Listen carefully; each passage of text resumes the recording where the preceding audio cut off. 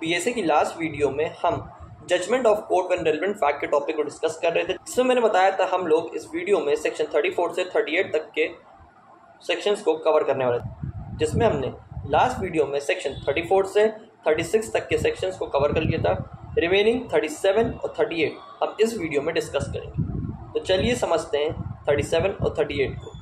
इस वाली वीडियो में हम लोग देखेंगे सेक्शन 37 और 38 को। क्या बताना चाह रहा है? दोनों छोटे सेक्शन है, इजीली आप समझ जाएंगे। सेक्शन 37 बता रहा है judgement etcetera other than those mentioned in section 34, 35 and 36 when relevant. कोई ऐसा जजमेंट जो मेंशन है 34, 35 और 36 में, यानी कि प्रीवियस जजमेंट, ये चार जुरिडिक्शन और एक्सेप्शनल 36 जो हम पढ़ गए, 35 का एक्सेप्शन था। क्या बताना चाह रहा है ये आपका कंसेप्ट आपको कि कोई भी ऐसा ऑर्डर जजमेंट जो सेक्शन 34, 35 और 36 में मेंशन्ड है वो यहाँ पे इररेलेवेंट है। अब यहाँ देखिए, यहाँ पे इररेलेवेंसी की बात की करती है, अपोजिट बात कर दी गई है। जब तक उस जजमेंट में, ऑर्डर या डिग्री में कोई फैक्ट एंड इश्यू ही ना हो, अरे भैया कोई प्रॉब्लम ही नहीं होगी, तो हम उसको रेलेवेंट फैक्ट कैसे बनाएंगे? क्योंकि फैक्ट एंड इश्यू अपने आप में तो रेलेवेंट होता ही, आपको पता है, लेकिन हम उसको रेलेवेंट फैक्ट बनाना है तो उसके लिए कोई इश्यू, कोई मैटर तो होना चाहिए। जजमेंट में कुछ डिस्प्यूट ही नहीं है, कोई बात ही नहीं है, कोई मैटर ही नहीं है, तो उसको हम कैसे रेलेवेंट मान लेंगे? तो हर स्टेटमेंट या फिर हर मैटर में फैक्ट एंड इश्यू का मौजूद होना जरूरी है, तभी वो रेलेवेंट कहलाएगा, अदरवाइज वो इररेलेवेंट फैक्ट बन जाएगा। इतना सा इसका कंसेप्ट है कि यहाँ पे कुछ एग्जिस्टेंस दिखना चाहिए। अब मान लीजिए यहाँ पे ए और बी ने आपस में कोई प्रॉपर्टी से रिलेटेड कोई डिस्प्यूट क्रिएट कर लिया, आपस में मारपीट हो गई। अगले ही दिन बी का यहाँ पे मर्डर हो जाता है।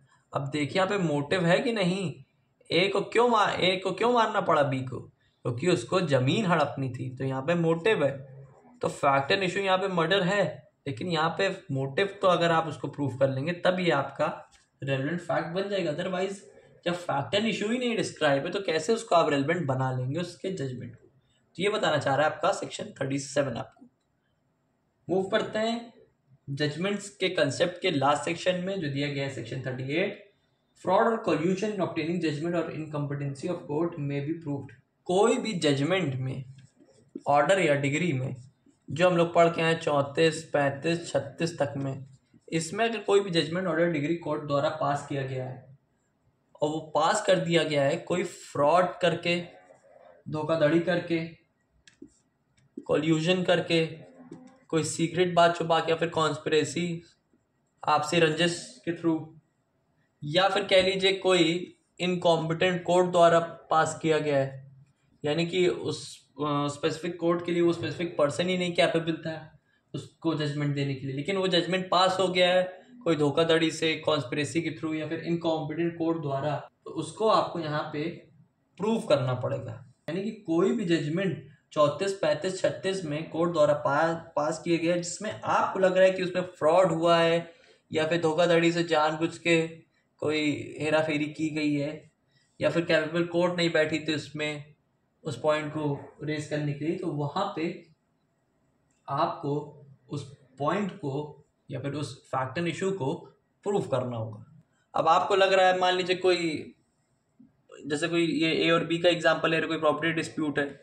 अब यहाँ पे जमीन का फैसला होना है, अब कॉम्पिटेंट कोर्ट ही नहीं बैठी।